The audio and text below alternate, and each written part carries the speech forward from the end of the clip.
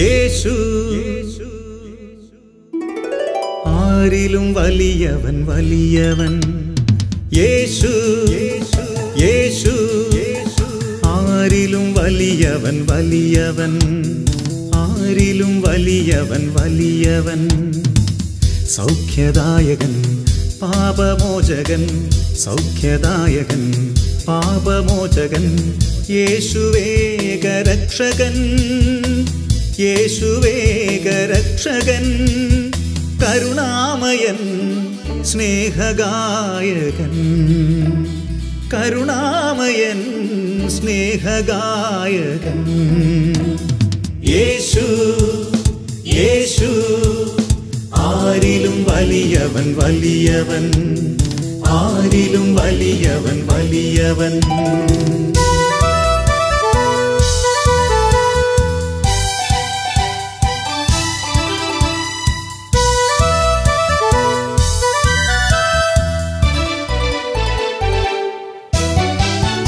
അത്ഭുതങ്ങളുടെ രാജാവ്, വിടുതലിന്റെ ആത്മാവ്. അത്ഭുതങ്ങളുടെ രാജാവ്, വിടുതലിന്റെ ആത്മാവ്. ദുഃഖവും ഭയവും നിരാശയും എല്ലാം വിട്ടുപോകും. ദുഃഖവും ഭയവും നിരാശയും എല്ലാം വിട്ടുപോകും.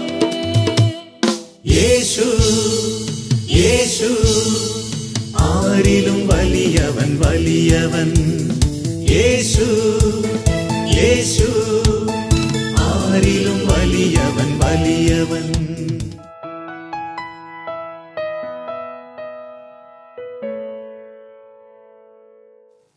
പിതാവായ ദൈവമേ, അങ്ങയുടെ അനന്തമായ കരുണയെ പ്രതി, സ്നേഹത്തെ പ്രതി ഞങ്ങൾ നന്ദി പറയുന്നു. പുത്രനായ യേശുവേ, അങ്ങയുടെ വലിയ സ്നേഹത്തെ ഓർത്ത് ഞങ്ങൾ സ്തുതിക്കുന്നു. ഞങ്ങൾ പാപികളായിരുന്നിട്ടും ഞങ്ങളെ സ്നേഹിക്കുകയും ഞങ്ങളെ തള്ളിക്കളയാതെ മാറോട് ചേർക്കുകയും ചെയ്യുന്ന ആ വലിയ സ്നേഹത്തിന് ഞങ്ങൾ നന്ദി പറയുന്നു.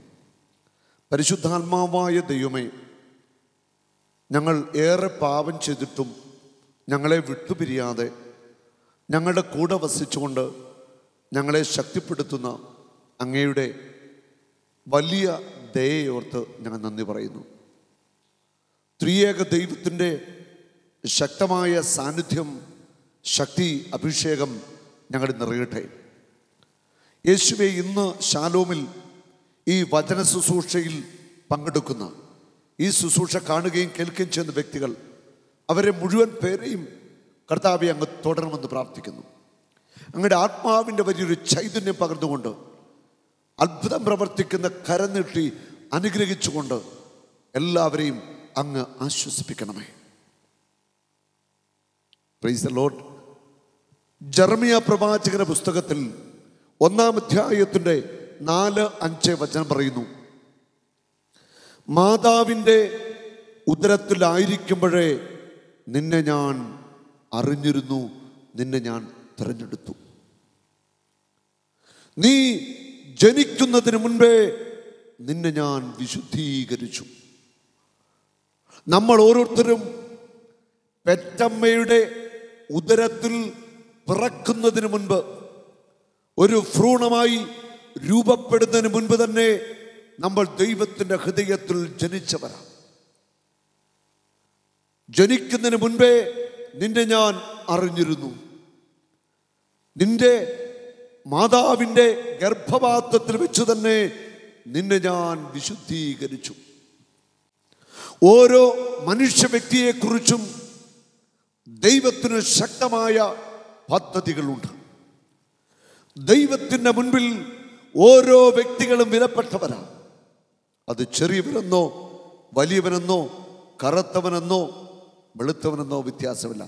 എല്ലാവരും ദൈവത്തിൻ്റെ മുൻപിൽ വിലപ്പെട്ടവരാ. കാരണം ദൈവം തൻ്റെ ആത്മാവിനെ എല്ലാവർക്കും നൽകിയിട്ടുണ്ട്. അമ്മയുടെ ഉദരത്തിലായിരിക്കുമ്പോഴേ നിന്നെ ഞാൻ അറിഞ്ഞു. നിന്നെക്കുറിച്ചുള്ള പദ്ധതി എൻ്റെ മനസ്സിലുണ്ടായിരുന്നു. അമ്മയുടെ ഉദരത്തിൽ വെച്ച് തന്നെ നിന്നെ ഞാൻ വിശുദ്ധീകരിച്ചു. അമ്മയുടെ ഗർഭപാത്രത്തിലായിരിക്കുമ്പോൾ തന്നെ ദൈവത്തിന് നിന്നെക്കുറിച്ച് വലിയ ഒരു പദ്ധതി ഉണ്ടായിരുന്നു. പലപ്പോഴും നമ്മുടെ ജീവിതത്തിൽ സംഭവിക്കുന്ന അപകടം ദൈവത്തിൻ്റെ പദ്ധതികളെ നമ്മൾ തകിടം മറിക്കുകയാണ്. അതെങ്ങനെയാണ് സംഭവിക്കുന്നത്? ദൈവത്തിൻ്റെ ഹിതമല്ലാത്ത ജീവിതം, ദൈവത്തിൻ്റെ വചനത്തിന് ജീവിതത്തിൽ വില കൊടുക്കാതെ ലോകത്തിൻ്റെ മോഹങ്ങളിലും ജഡത്തിൻ്റെ ആസക്തികളിലും ഒക്കെ മുഴുകിയുള്ള ഒരു ജീവിതത്തിലേക്ക് നമ്മൾ കടന്നു പോവുകയാണ്. ദൈവത്തിൻ്റെ പദ്ധതികൾ തകർക്കുന്നത് മനുഷ്യൻ തന്നെയാണ്.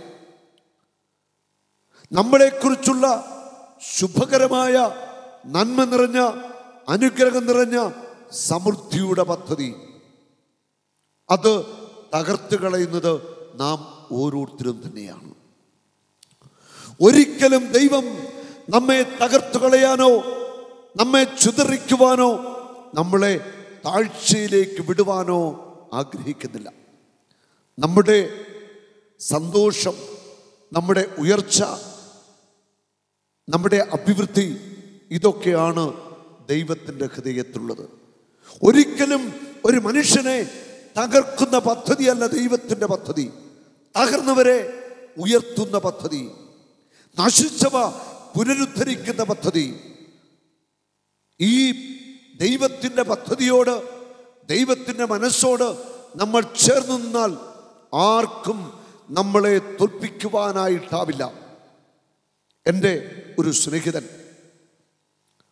ധ്യാനമൊക്കെ കൂടി നല്ല ദൈവാനുഭവത്തിൽ വർഷങ്ങളായിട്ട് പ്രാർത്ഥനയിൽ ജീവിക്കുന്ന ഒരു വ്യക്തിയാണ്.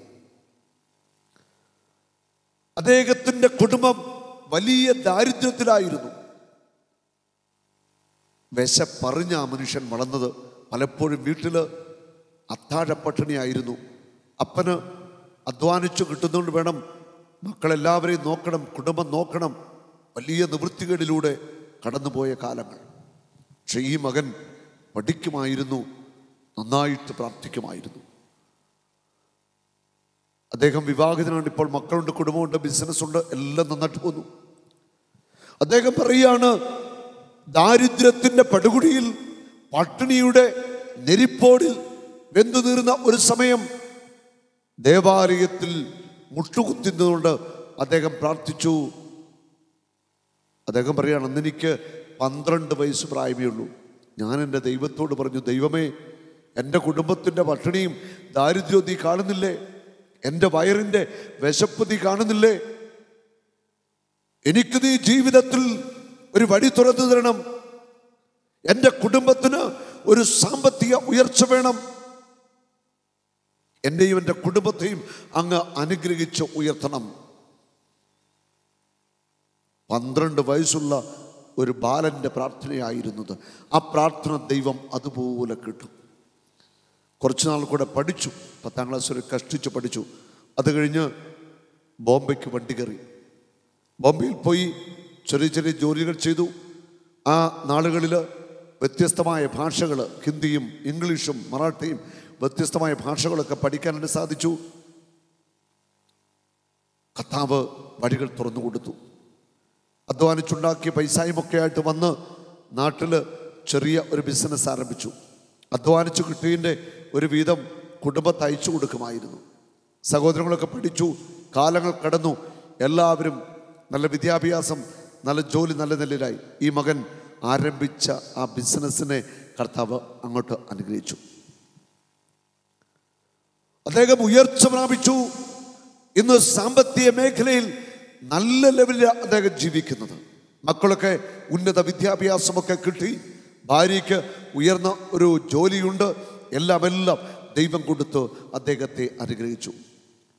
പാവപ്പെട്ടവരോട് വലിയ കരുണ കാണിക്കുന്ന ഒരു മനുഷ്യനാണ് അദ്ദേഹം. ദരിദ്രർക്ക് വേണ്ടി സഹായിക്കാൻ ഒരു മടിയുമില്ല. അതുമാത്രമല്ല, അദ്ദേഹത്തിൻ്റെ നേതൃത്വത്തിൽ ഒരു ചെറിയ പ്രയർ ഗ്രൂപ്പുണ്ട്. ഞായറാഴ്ച ദിവസങ്ങളിൽ അവർ ഭക്ഷണമൊരുക്കും. ചോറും കറികളൊക്കെ വെച്ചിട്ട് പാവപ്പെട്ടവർക്ക് കൊടുക്കുന്ന ഒരു ഭക്ഷണ ശുശ്രൂഷ എല്ലാ ഞായറാഴ്ചകളും നടത്തുകയാണ്. അദ്ദേഹം എന്നോട് പറഞ്ഞു, എനിക്ക് സന്തോഷമാണ്. കാരണം അന്ന് എൻ്റെ ദൈവത്തോട് ഞാൻ പറഞ്ഞു, എൻ്റെ കുടുംബത്തെ അനുഗ്രഹിച്ച് ഉയർത്തണമെന്ന്. എൻ്റെ ദൈവം എൻ്റെ പ്രാർത്ഥന കേട്ടു. ഇന്ന് എല്ലാ ദിവസവും ഞാൻ വിശുദ്ധ കുർബാനയിൽ പങ്കെടുക്കുന്നു. ഞാനും എൻ്റെ കുടുംബവും ഒന്നിച്ച് പ്രാർത്ഥിക്കുന്നു. എൻ്റെ സഹോദരങ്ങളും കുടുംബം മുഴുവൻ ഏതാനും വർഷങ്ങൾ കൊണ്ട് അനുഗ്രഹിക്കപ്പെട്ടു. നല്ല നിലയിൽ ആ കുടുംബം മൊത്തമായി തീർന്നു. നമ്മളത് നിസ്സാരമായിട്ട് തള്ളിക്കളയേണ്ട ഒരു കാര്യമല്ല. ഇവിടെ ദൈവത്തോട് ചേർന്ന് നിൽക്കുമ്പോൾ, ദൈവത്തിൻ്റെ വചനമനുസരിക്കുമ്പോൾ ദൈവം അങ്ങനെയുള്ള വ്യക്തികളെ അനുഗ്രഹിക്കും. അദ്ദേഹം പറയുകയാണ്, സമ്പത്ത് എനിക്കുണ്ട്, പക്ഷേ സമ്പത്തിനോട് എനിക്കൊരാർത്ഥ്യമില്ല. എൻ്റെ സമ്പത്ത് എൻ്റെ ദൈവത്തിനും ദരിദ്രർക്കും വേണ്ടി കൊടുക്കാനുള്ളതാണെന്ന് എനിക്ക് ബോധ്യമുണ്ട്. അതനുസരിച്ച് ഞാൻ ചെയ്യുന്നുണ്ട്. യെശയ്യാ പ്രവാചകന്റെ പുസ്തകത്തിൽ 41-ാം അധ്യായത്തിൻ്റെ 10-ാം വചനം, ഞാൻ നിന്നെ വിളിച്ചു, ഭയപ്പെടേണ്ട, ഞാൻ നിന്നോട് കൂടെയുണ്ട്. സംഭ്രമിക്കേണ്ട, ഞാനാണ് നിന്റെ ദൈവം. ഞാൻ നിന്നെ ശക്തിപ്പെടുത്തുകയും സഹായിക്കുകയും ചെയ്യും. എൻ്റെ വിജയകരമായ വലത്ത് കൈകൊണ്ട് ഞാൻ നിന്നെ താങ്ങി നിർത്തും. ഞാൻ നിന്നെ വിളിച്ചു, നീ ഭയപ്പെടേണ്ട, ഞാൻ നിന്റെ കൂടെയുണ്ട്.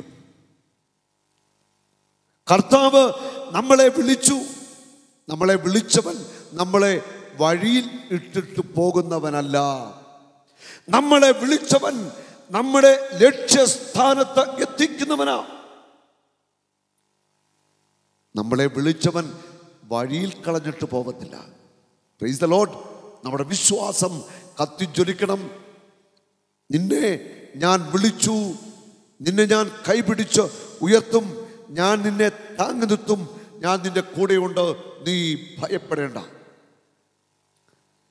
ഏത് പ്രതികൂലങ്ങളും നിന്റെ മുൻപിലേക്ക് ആഞ്ഞടിക്കുമ്പോഴും നീ ഭയപ്പെടേണ്ട, ഞാൻ നിന്റെ കൂടെ ഉണ്ട് എന്ന് കർത്താവായ ദൈവം ഉറപ്പ് നൽകിയ, കർത്താവായ ദൈവം നമുക്ക് ഉറപ്പ് തരിക. ഷമ്മ യഹോവ, കർത്താവ് ഇവിടെയുണ്ട്, കർത്താവ് ഇവിടെ ഉണ്ട്, കർത്താവ് എൻ്റെ കൂടെയുണ്ട്. എമ്മാനുവേൽ, എമ്മാനുവേൽ, ദൈവം നമ്മോട് കൂടെ. God is with us. ദൈവം നമ്മോട് കൂടെ.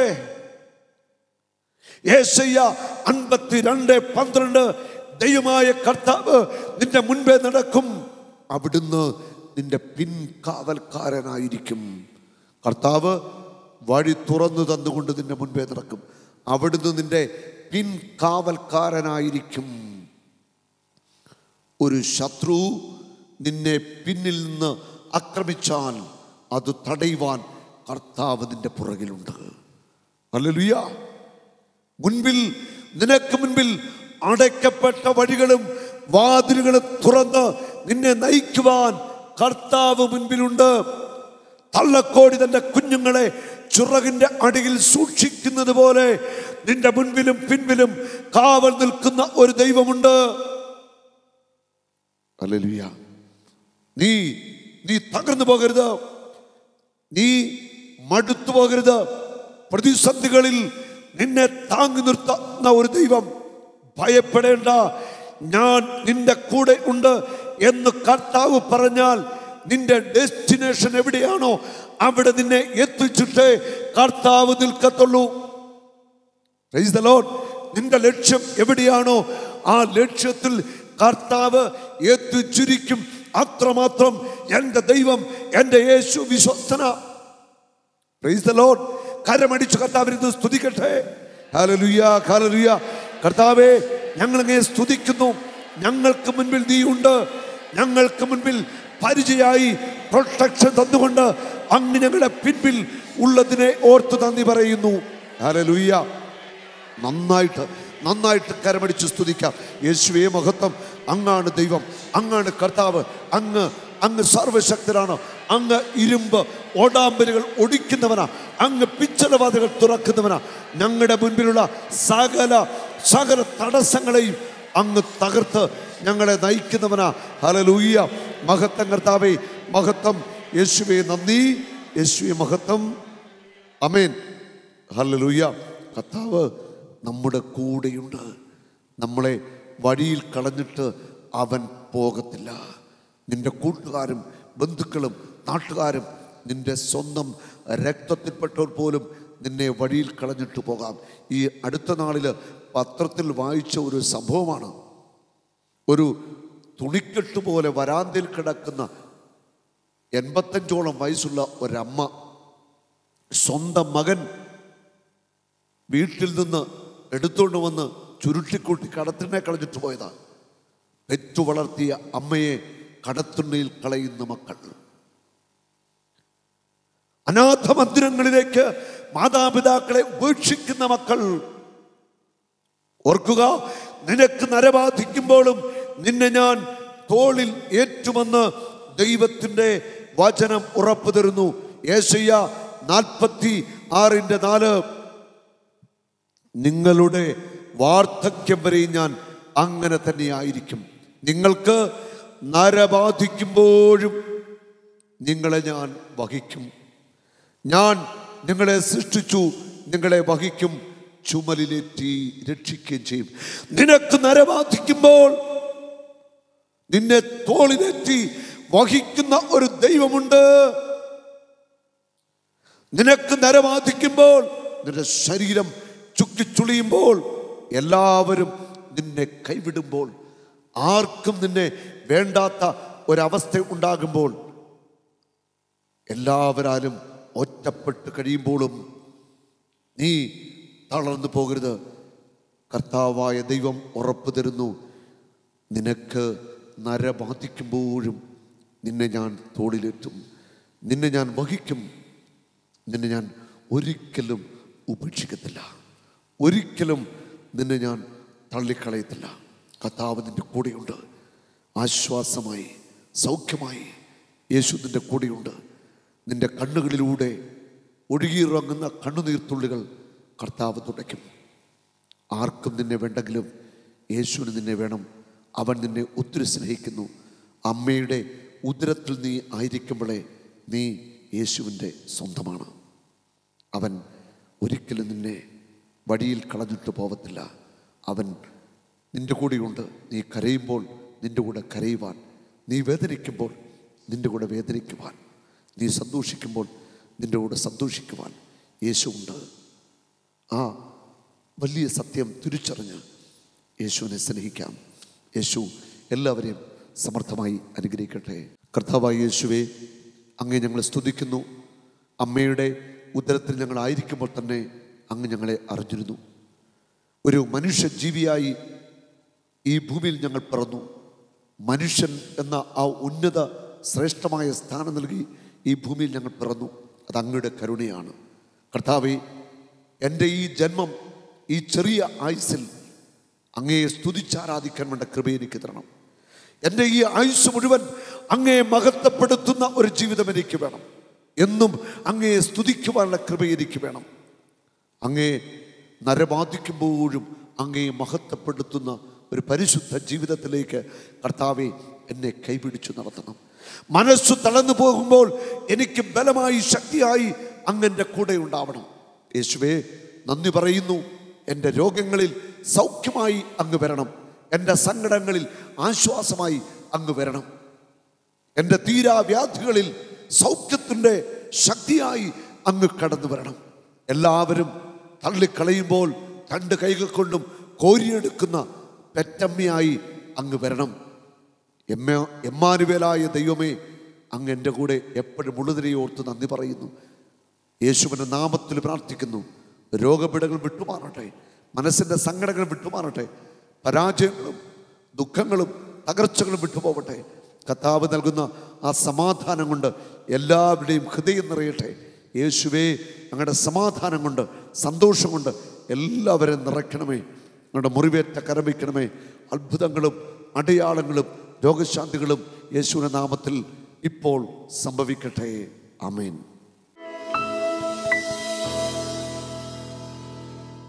എന്താ പേരെന്താ? ജിൻസിയുടെ വീട് എവിടെ? തൃപ്പൂണിത്തറ. എന്നാ ധ്യാനം കൂടി ഇവിടെ? ഇവിടെ ഞാൻ ഫെബ്രുവരിയിലും മാർച്ചിലും ആയിട്ട് ധ്യാനം കൂടിയത്. സൗഖ്യം കിട്ടി പറയാമോ? എനിക്ക് ഹിപ്പിന് AVN ആയിരുന്നു. എനിക്ക് കാലിൽ 2 കാലിനും ഏവിയൻ ഉണ്ട്. 3rd സ്റ്റേജ് ആയിരുന്നു. നടക്കാനൊന്നും ഇരിക്കാനോ ഒരു ജോലിയും ചെയ്യാനൊന്നും പറ്റില്ലായിരുന്നു. അപ്പോൾ ഞാൻ ബ്രദറിൻ്റെ programme Jesus the divine healer യൂട്യൂബിനകത്ത് കാണാറുണ്ടായിരുന്നു. അപ്പോൾ അതിനകത്തിലാണെങ്കിൽ മീനു എന്ന് പറയുന്ന ഒരു നേഴ്സിംഗ് സ്റ്റുഡൻറ്റ് എൻ്റെ അസുഖം തന്നെയായിരുന്നു. അപ്പോൾ അത് കണ്ടപ്പോഴേ എനിക്ക് വിശ്വാസം വന്ന് എൻ്റെ അസുഖം മാറും. അങ്ങനെ ഞാൻ പ്രാർത്ഥിച്ച് പിന്നെ ഇവിടെ ഫെബ്രുവരിയിൽ ധ്യാനം കൂടാൻ വന്നു. ഇവിടെ ആദ്യം ധ്യാനം കൂടിയപ്പം ബ്രദർ പറഞ്ഞു സാക്കിയാവുമെന്ന്. അപ്പോൾ അത് വിശ്വസിച്ചുകൊണ്ട് ഞാൻ മരുന്നൊന്നും കഴിക്കാതെ മരുന്ന് കഴിക്കാതെ ധ്യാനം കൂടി വീട്ടിൽ പോയി. വീട്ടിൽ ചെന്നപ്പോൾ ഫേസിലൊക്കെ ശരീരത്തൊക്കെ നീരായി. അങ്ങനെ മമ്മി എന്നെ വഴക്ക് പറഞ്ഞു. പിന്നെ ഞാൻ ഒരു വിഷമിച്ച് ഇങ്ങനെ ആകെ ഇതായത് കാരണം പിന്നെ ഞാൻ ധ്യാനം കൂടാൻ വന്നു. മാർച്ചിൽ ഇവിടെ ധ്യാനം കൂടി കഴിഞ്ഞപ്പോൾ എനിക്ക് ഹിപ്പിനൊന്നും ഇപ്പോൾ വേദനയൊന്നുമില്ല. പൂർണ്ണ സൗഖ്യമായി നടക്കാനും ഒക്കെ പറ്റുന്നുണ്ട്, ഇരിക്കാനും. അല്ലാതെ ഫിമറൽ ഹെഡിൻ്റെ സെല്ലെല്ലാം ഡെത്തായി, ബോണിൻ്റെ ഇടുപ്പിൻ്റെ. അപ്പോൾ ഹിപ്പ് ജോയിൻ്റ് എഫ്യൂഷനും ഉണ്ട്. അപ്പോൾ അത് രണ്ടും ഹിപ്പ് ജോയിൻസിന് ഇൻഫെക്ഷൻ ഉണ്ടായിട്ട് അവിടുത്തെ സെല്ലുകളെല്ലാം ഡെഡായിപ്പോയി. അങ്ങനെ നടക്കാൻ വയ്യാത്ത അവസ്ഥയിലായിരുന്നു. നമ്മുടെ 2 ധ്യാനം കൂടി ഇപ്പോൾ അത് പൂർണ്ണമായിട്ട് സൗഖ്യം കിട്ടി എന്നാണ് ഈ മകൾ സാക്ഷ്യപ്പെടുത്തുന്നത്. കരമടിച്ചു നന്ദി പറയാം. വിവാഹം കഴിച്ചാണ്? അല്ല, ഞാൻ നേഴ്സിംഗ് സ്റ്റുഡൻ്റ് ആയിരുന്നു. എനിക്ക് ഈ അസുഖം തുടങ്ങിയത് എൻ്റെ 4th ഇയർ കോഴ്സ് കഴിഞ്ഞ് ഞാൻ 1 മാസം ഹോസ്പിറ്റലിൽ ഡ്യൂട്ടി ചെയ്യാൻ പോയായിരുന്നു. അപ്പോൾ ഡ്യൂട്ടി പകുതി ആയപ്പോഴേ എനിക്ക് നടക്കാനൊന്നും പറ്റിയില്ലായിരുന്നു. അങ്ങനെ 1.5 വർഷം ഞാൻ ഓരോ ട്രീറ്റ്മെൻറ്റ് നോക്കി, അലോപ്പത്തി നോക്കി, ആയുർവേദം നോക്കി, ഓരോ ട്രീറ്റ്മെൻറ്റും ഇല്ല. അലോപ്പത്തിക്കകത്താണെങ്കിൽ 50 വയസ്സ് കഴിഞ്ഞിട്ടേ സർജറി ചെയ്യാൻ പറ്റുള്ളൂ എന്ന് പറഞ്ഞു. അങ്ങനെ ആകെ നിരാശയൊക്കെ ആയിട്ട് കഴിയുമ്പോഴായിരുന്നു ഞാൻ യൂട്യൂബിൽ പ്രോഗ്രാം കണ്ട് അങ്ങനെ പിന്നെ വിശ്വാസത്തിൽ ഞാൻ പിന്നെ പ്രാർത്ഥിച്ച് ശരിയായി.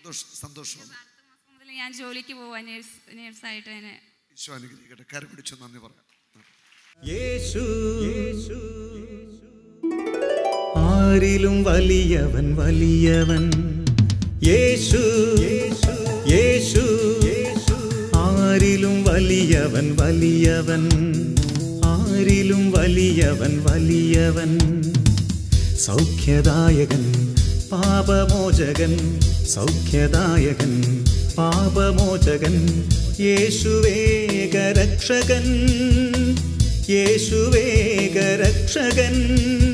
കരുണാമയൻ സ്നേഹഗായകൻ, കരുണാമയൻ സ്നേഹഗായകൻ. യേശു യേശു ആരിലും വലിയവൻ വലിയവൻ. ആരിലും വലിയവൻ വലിയവൻ.